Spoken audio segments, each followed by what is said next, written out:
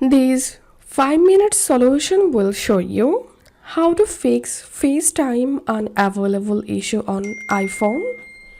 So if you're having trouble with your FaceTime, just follow these quick solutions to fix this issue.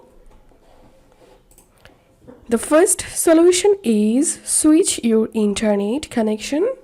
Open your control center and switch your internet connection between Wi-Fi to cellular or cellular to Wi-Fi, and make sure to use a stable internet, and then restart your iPhone and then check the issue. And the second solution is offload the FaceTime app.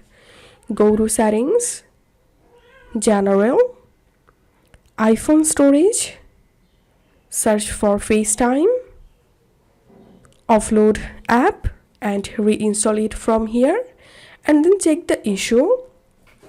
And the third solution is log out of FaceTime and log back in. To do that, open settings, scroll down and tap on FaceTime, tap on your Apple ID, tap on sign out. Once you signed out, sign back in,